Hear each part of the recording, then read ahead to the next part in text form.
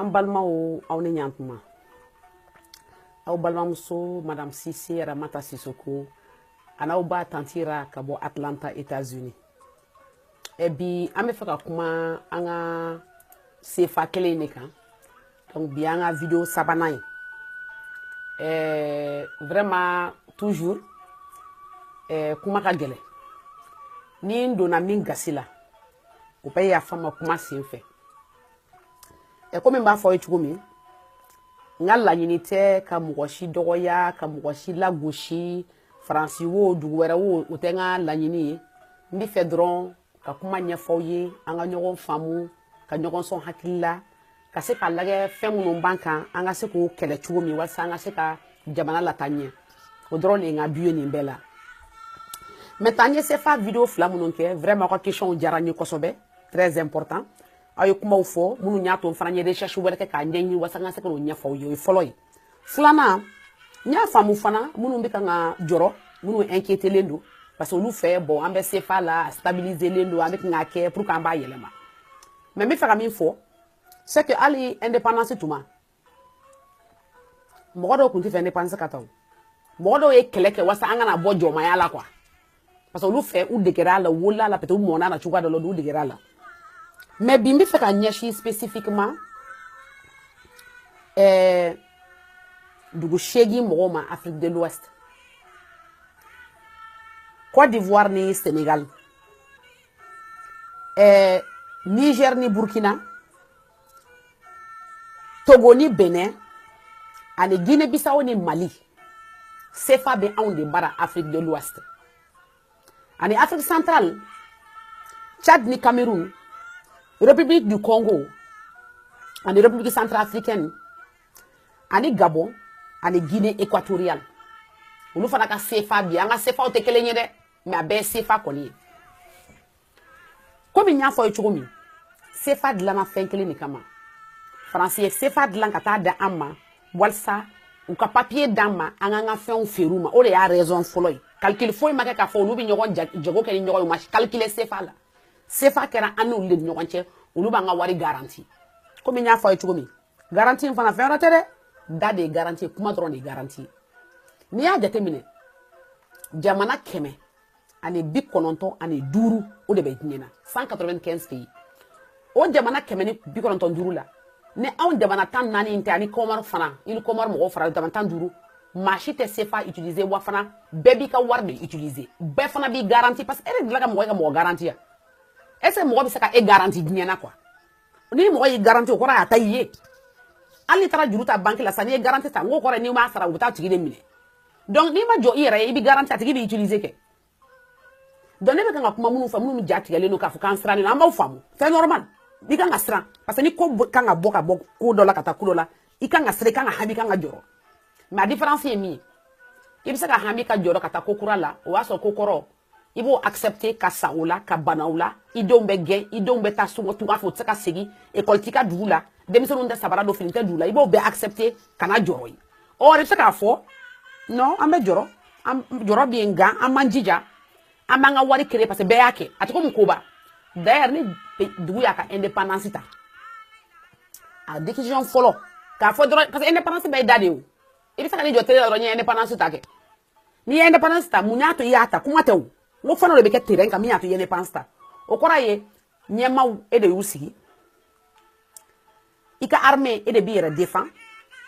i ka wari y'i ta ye hali e yɛrɛ sisan ne kan ka taa yɔrɔ la sisan t'i tɛ nafolo de fara ɲɔgɔn kan fɔlɔ ni jamana jɔra n ko nafolo de bɛ fara ɲɔgɔn kan fɔlɔ n'o ma kɛ dugu la o tɛ se ka kɛ indépendant ye n bɛ fɛ k'a fɔ ni indépendance monétaire indépendance économique jago ani nafolo indépendance n'o t'i bolo dɔrɔn indépendance politique ye kuma dɔrɔn de o ye tubabukan dɔrɔn de maintenant n y'a ɲɛfɔ ye n bɛ fɛ ka segin a kan parce que c'est important an ka ɲɔgɔn faamu sefa dilanna faransi a dilanna u ka wari d'an ma papier d'an ma an k'an ka nafolo feere u ma parce que o y'a sɔrɔ olu binna guerre la o ye fɔlɔ ye filanan sefa kɛlen ka dilan normalement wari bɛ dilan fɛn min kama o ye ka nafolo remplacer k'a fɔ nafolo hakɛ jumɛn bɛ nin dugu la pour que n k'o nafolo wari d'i ma mais sefa wari kɛlen ka di an ma a ma don an ma o kan kan dɛ u ye wari taper tuma min kɛ u ye wari calculer ka bɛn nafolo hakɛ min olu bɛna san ka segin n'a ye ça veut dire que ni e bɛ Mali la se e bɛ kan ka furufuru ni ŋɔmi feere ou bien e bɛ kan ka jɛgɛ jirannen feere sefa ma dilan e kama I ma ordla ni tara village la CFA wari tɛ yan dugukolo bɛ mɔgɔw bolo fanga b'u la hakilinata b'u la mais o tɛ se ka wari sɔrɔ ka baara kɛ parce que CFA budget calculera ka bɛn fonctionnaire de ma ani u bɛ min san bolo ka bɔ France ni Europe bɛ min san bolo wari calculer c'est comme n'u ye million 10 dilan sisan u y'a calculer dɔrɔn baarakɛlaw bɛ sara ni min parce que o ye fonctionnaire ye fonctionnaire fana bɛ min fɔ ye an ka administration kɛra tubabu baarakɛla an yɛrɛ b'a fɔ bamanankan ko tubabu baarakɛlaw tɛ yan ba dilanna tubabu de kama en réalité parce que normalement an ka fonctionnaire kan ka jɔ anw de ye mais fonctionnaire baara c'est pas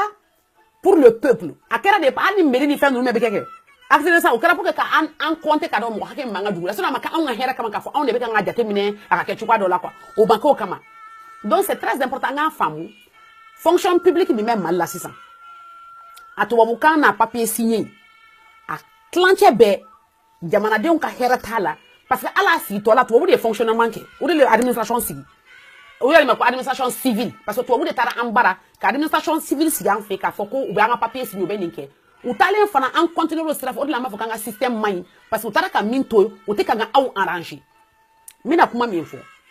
n'an ko CFA man d'an ye an b'a remplacer y a rien de compliqué k'a remplacer an bɛ wuli ka kɛlɛ k'a kama an m'an jɔ a kama et puis an tɛ mɔgɔ bugɔ an tɛ mɔgɔ nɛni o an ta y'an ka dugu ye an ta y'an yɛrɛ an ta y'an ka wari ye problème t'o la o tubabu b'a fɔ dɔrɔn effectivement n'a bɛ se ka ta o ka ɲi problème t'a la o yɛrɛ b'an soutenir la an bɛ ɲɔgɔn dɛmɛ ka ɲɔgɔn sɔn hakili la maintenant filanan ye min ye n'an ye kuma fɔ bɛɛ kan k'i niyɔrɔ ta kuma na o kɔrɔ ye di de n'i y'a jateminɛ sisan an ye CFA fɔ e ka baara ye mun ye anw citoyen an kelen kelen bɛɛ kan ka mun de kɛ n ye min fɔ n bɛ fɛ ka segin a kan CFA wari papier hali ni wari kura nana sisan n'an y'a tɔgɔ da fɛn o fɛn na min tɛ CFA min faransi t'a garanti a wari bɛ taper kan kelen dɔrɔn de kan k'a jateminɛ nafolo hakɛ jumɛn bɛ jamana kɔnɔ min wari hakɛ kan ka taper n'o fana tapera kɛ an bɛ se ka mun feere ka bɔ an ka jamana kɔnɔ k'a feere mɔgɔw tɔ ma walasa an ka fɛn sɔrɔ min ye devise ye devise kɔrɔ parce que dollar ni euro ninnu minnu bɛ marché international kan min na an bɛ se ka fɛn san c'est comme n'an kan ka ordinateur san komi an t'olu dilan fɛn dɔ bɛ an t'olu dilan Mali la an kan k'u san an t'u dan Afrique an kan k'u san yɔrɔ wɛrɛ mais n'i y'a mɛn wari b'i bolo ka taa fɛn san o kɔrɔ ye wari b'i bolo ka fɛn feere de n'i ma fɛn feere ka wari sɔrɔ ka devise sɔrɔ i tɛ se ka fɛn san i b'o san cogo di i b'o san ni fɛn fɔlɔ min ye o ye jamanadenw yɛrɛ ka jamana fɛn minnu bɛ jamana kɔnɔ u k'olu san fɔlɔ parce que Thomas Sankara min fɔ c'est important consommons ce que nous produisons produisons ce que nous consommons ni an ka Afrique yɛrɛ kɔnɔna na n'i ye jamana o jamana ta n'i ye Burkina ta ka Côte d'Ivoire ta ka fɛn fɛn ta ni anw yɛrɛ bɛ min dilan n'an m'o san k'o dun an yɛrɛ ye fɔlɔ CFA tɛ se ka na cogoya si parce que wari kan ka kɛ an yɛrɛ bolo min ye an yɛrɛ ka nafolo ta dunta ye fɔlɔ o la an bɛ se ka dɔ feere olu ma an bɛ kɔɔri feere an bɛ sanu feere an bɛ bagan feere ok o bɛɛ bɛ an ka jamanaw na n'an y'a feere an bɛ devise min san an b'o de kɛ ka fɛn wɛrɛ san min fana t'an bolo jago y'o de ye mais anw yɛrɛ ni ɲɔgɔn cɛ ka taa dugu yɛrɛ kɔnɔna na fɔlɔ n'an m'an ka finiw bɔgɔlanw don n'an m'an ka situlu mun n'an b'an ka ɲɔ kɛ gâteau ye k'an ka ɲɔ kɛ farine ye k'an ka ɲɔ kɛ furufuru ye an tɛ se ka bɔ a la parce que tout simplement n'i tɛ fɛn dilan i ka dugu la nafolo tɛ k'i bolo parce que nafolo tɛ wari ye n y'a fɛ n ko nafolo ye fɛn de min bɛ dilan fanga de b'a dilan a tɛ se ka bɔ n'o y'a sɔrɔ an ka jeunes tɛ ka ka entreprise créer ka business créer ka taa fɔ banque la n y'a fɔ n ko wari ye hakili de i hakilinata ka taa banque la k'a fɔ ok n mago bɛ nin juru hakɛ la n bɛ fɛ ka nin fɛn hakɛ kɛ ka wari in ta ka t'o baara kɛ k'o baara kɛ ka jamanadenw nafa wari tɛ se ka créer parce que comme on l'a dit wari ye papier wari bɛɛ ye papier nka papier fana bɛ sigi fɛn min kama o de bɛ kan ka kuma fɔ sisan sinon wari yɛrɛ tɛ o sinon CFA tɔgɔ bɛ se ka yɛlɛma turu u bɛ dessin bɔ a dɔrɔn k'a ɲɛ hakili ɲagami n'o ye n'o tɛ n bɛ fɛ k'a fɔ n'i ka wari garanti i b'a garanti ni fanga de i b'a garanti ni wɔsiji de donc minnu sirannen don a kana sira a kana yɛrɛyɛrɛ changement ka gɛlɛn a tɛna facilement an man jija de wa an tɛ sa fana parce que kabini ma na an bɛ balo ni mɔgɔw taara fana an bɛ balo problème foyi t'a la mɔgɔw ye baara kɛ k'u ye wɔsiji kɛ ka fɛn bɛɛ kɛ maintenant n bɛ ka kuma fɔ min na sisan n'a fɔra ko kɛlɛ bɛ kɛ k'a ye wuli ka kɛlɛ kɛ ni dɔnkili ka di n ye parce que ko ka kɛlɛ kɛ ni wara ye c'est très important an ka wuli ka dusu ta ka kɛlɛ kɛ an yɛrɛ ye o tɛ mɔgɔ nɔgɔni ye mɔgɔ bɔgɔli tɛ mais an m'an jɔ an yɛrɛ o dɔrɔn de kɔrɔ y'o ye quoi o kɔrɔ y'a ye anw yɛrɛ jamanadenw jogo dɔ kan ka k'an na min b'a to an bɛ se ka jɔ an yɛrɛ ye k'an ka wari dilan an yɛrɛ ye o jogo fɔlɔ ye min ye bonya an b'a fɔ min ma le respect normalement an kan ka an yɛrɛ bonya an k'an ka jamana ɲɛmaaw bonya jamana ɲɛmaaw fana ka jamanadenw bonya ni y'a jateminɛ sisan komi Mali sujet ka ca mɔgɔ tɛ se ka kuma bɛɛ kan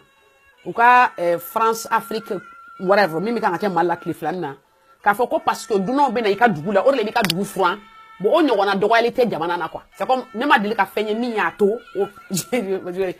fɛn min b'a to mɔgɔ kan ka dimi ka i dusu yɛrɛ bɔ ka dimi ka tɛmɛ i ka jamana ɲɛmaw k'a fɔ dugu tɛ furan yɔrɔ tɛ jɔsi goudron tɛ peinture tɛ k'a kan fo n'o y'a sɔrɔ dunan de bɛ na alors que jamana jɔra jamanadenw ka hɛrɛ de kama o kɔrɔ y'a ye an ka principe fɔlɔ an kan ka an yɛrɛ bonya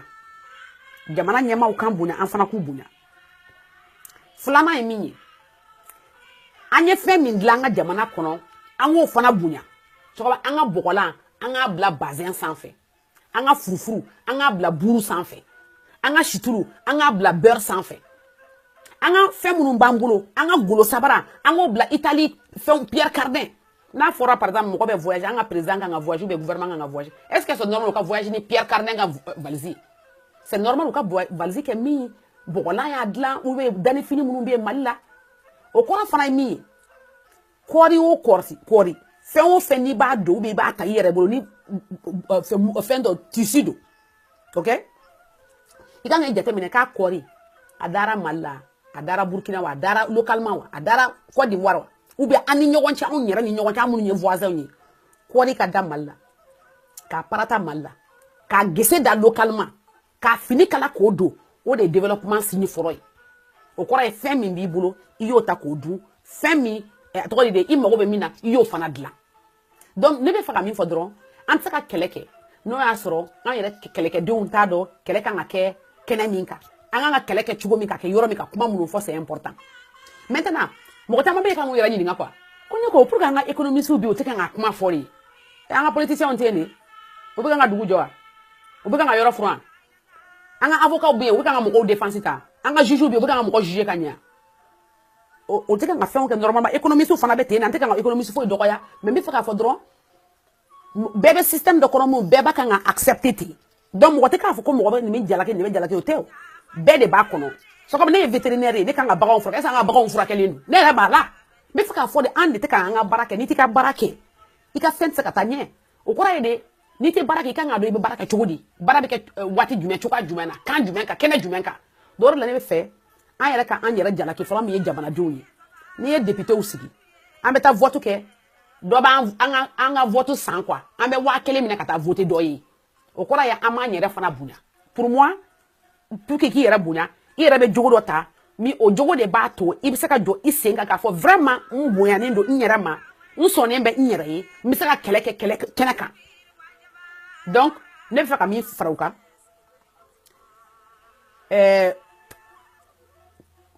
an ka ɲɔgɔn dɔn fana parce que n bɛ ka n ka notes kala pour être sûr que n ye point bɛɛ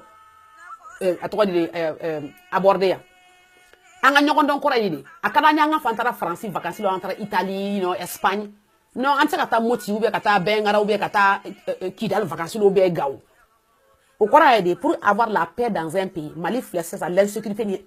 problème min bɛ yen c'est parce que maaw tɛ ɲɔgɔn dɔn n'i ye mɔgɔ dɔn i bɛ k'a fɛ o n'i taara kɔrɔbɔrɔ baro ou bien i taara fila baro ou bien i taara bozo baro i taara fɛn dɔ baro i b'a tigi dɔn i b'a tigi bonya donc c'est important que an ka se ka ɲɔgɔn dɔn an ka ɲɔgɔn faamu an ka don ɲɔgɔn ka fɛnw na ka ɲɔgɔn étudier ka ɲɔgɔn bonya parce que bonya bɛɛ bɛ na ni mɔgɔw fɔla ka ɲɔgɔn dɔn de maintenant a bɛ kan ka kuma kelen fara fɔ k'a fɔ ko tiɲɛ tɛ fɔ Mali la dans la vie kɛ dugu tɛ se ka taa ɲɛ ni jamanadenw tɛ tiɲɛ fɔ ɲɔgɔn ye tiɲɛ tɛ fɔ min na parce que mɔgɔ caman bɛ gouvernement na u b'a fɔ ni n ye tiɲɛ fɔ u bɛna n bɔ a la je préfère que n bɛ n ka salaire ta n da tɛ ko la n bɛ n place nin na ayiwa ni ye min sara n bɛ kuma ɔ n'a y'o kɛ jamana tɛ se ka bɔ nɔgɔ la fo diɲɛ ka wuli parce que aw ɲɔgɔnna de bɛna ka taa génération dɔ bɛ yen cɛkɔrɔbaw ni fɛnw dɔw bɛ u ka hakɛ to a bɛ se ka kɛ olu hakilinata y'u ye déjà a tɛ se ka yɛlɛma mais anw bɛ kan ka kuma an ka génération a n'an dɔgɔninw n'an denw fɛ anw ka génération ça doit être différent an man ka kɛ ko mɔgɔw minnu y'a accepter k'a fɔ tan de don an bɛ taa kun sira fɛ dɔrɔn a banna nous on veut que ça change mun kan ka changer an ka hakilinata kan ka changer k'a fɔ an bɛ situation min na ce n'est pas obligé an ka k'a la n'an bɛ sɛgɛn na kɛ an bɛ se ka bɔ a la an yɛrɛ wa mɔgɔ t'an k'an bɔ dɛ k'a fɔ ko France ye 40 milliards di dɛ Chine ye 500 milliards di tout ça c'est des histoires mɔgɔ si tɛ wari d'i ma olu ka garibu n'u ka clochards tɛ yan olu dɔw tɛ minnu tɛ baara olu ka drogués tɛ yan u ma se k'olu wari d'olu ma mun na pour que u bɛ wari d'anw de ma pour te dire que jɔn min t'i dɛmɛ ala kama ka fɛn d'i ma ten dɔrɔn quoi i yɛrɛ ka miiri o la dɔrɔn a tigi bɛ kan ka d'i ma san 50 ma bɔ nɔgɔ la fana koyi I kan ka miiri k'a fɔ ko o tɛ tiɲɛ ye nkalon de don maa si tɛ se k'i bɔ nɔgɔ la n'i yɛrɛ tɛ i fanga i wasiji i ka sɛgɛn n'i ka jatigɛ minnu jatigɛlen ko sefa bɛna taa o an bɛna fɛn fɛn o jatigɛ de b'i bɔ nɔgɔ la quoi n'i m'o jatigɛ fana k'i tɛ bɔ nɔgɔ la f'i ka sa maintenant minnu fana ma place sɔrɔ olu fana tɛ se ka tiɲɛ fana fɔ tuguni olu b'a fɔ ah ne y'a fɔ Mali la ne bɛ place sɔrɔ dɛ donc tiɲɛ tɛ se fɔ ka jamana ni mɔgɔw natalen don u natalen don parce que kɔngɔtɔ ka ca ni n ko kɔngɔ ma fɔ kɔnɔ kɔngɔ dɛ n'i ye dumuni kɛ k'i fa i fara i bɛ taa sunafana i bɛ daraka dun o tɛ kɔngɔ ye hakili kɔngɔ minnu villa kelen b'u bolo voiture kelen b'u bolo climatisé o b'o kɔnɔ mais u bɛ filanan ni sabanan ɲini quoi parce que u hakili ma fa donc ni mɔgɔ hakili ma fa i bɛ nata wa n'i natara i tɛ se ka tiɲɛ fɔ jamana dun kɔnɔ ni tiɲɛ ma fɔ jamana tɛ se ka taa ɲɛ cogoya si la i kana siran i ka patron i ka ɲɛmaa i ka tiɲɛ fɔ a ye tiɲɛ bɛ fɔ bonya na o an bɛ ɲɔgɔn bonya ka ɲɔgɔn karama mais an ka tiɲɛ fɔ ɲɔgɔn ye n'o y'a sɔrɔ jamana bɛ ka taa sira min kan di sira ɲuman tɛ i b'a fɔ patron ye ah karisa i bɛ ka min kɛ ne kɔni fɛ hakilina ɲuman tɛ pour que a ka baara kɛ min bɛ jamanadenw bɛɛ nafa donc n'an y'an sigi tan k'a fɔ oh oui bon c'est pas stabilité de bɛ bon tu vois stabilité foyi tɛ yen parce que stabilité tɛ ni kɔngɔ bɛ yen stabilité tɛ ni minɔgɔ bɛ yen stabilité tɛ ni kalanbaliya bɛ yen manque d'éducation stabilité tɛ n'o y'a sɔrɔ i bɛ ka kan min fɔ i t'o yɛrɛ faamu yɔrɔ min jamana ɲɛmaaw bɛ n'u sigi télé la ka kuma kan na aw tɛ min faamu sinon Mali la n'i y'a jateminɛ mɔgɔ joli bɛ tubabukan mɛn Mali la 21% ou ko 24 26% o kɔrɔ ye mɔgɔ tan o tan mɔgɔ kɛmɛ o kɛmɛ mɔgɔ 26 de bɛ tubabukan mɛn mais mɔgɔ kɛmɛ o kɛmɛ mɔgɔ 78 de bɛ bamanankan mɛn donc a tɛ fɔ kan na an bɛ min faamu a tɛ fɔ cogoya la an bɛ min faamu donc kuma tɛ se ka fɔ ka jɛ parce que tiɲɛ tɛ fɔ n'o y'a sɔrɔ kuma yɛrɛ ma faamu fɔlɔ ne bɛ min fɔ aw ye anw yɛrɛ de bɛ changer fɔlɔ k'a fɔ an bɛ voter mɔgɔ ye parce que a tigi ye wari d'an ma ou bien a tigi bɛna place d'an ma ou bien a tigi bɛna place d'an balima dɔ ma an k'o dabila an ka tiɲɛ fɔ ɲɔgɔn ye an kana siran ɲɔgɔn ɲɛ ka tiɲɛ fɔ dugu o dugu n'a sigira nkalon kan a dugu tɛ taa ɲɛ i bɛ nkalon tigɛ bi i b'a tigɛ sini kan a bɛ n'i minɛ sinikɛnɛ donc tiɲɛ fɔ même si ça te coûte cher hali n'a sɔrɔ i b'i ka baara de perdu tiɲɛ fɔ parce que o de bɛ laban e bɛ se ka perdu bi dɛ mais jamana bɛɛ bɛ gagner produit minnu m'an bara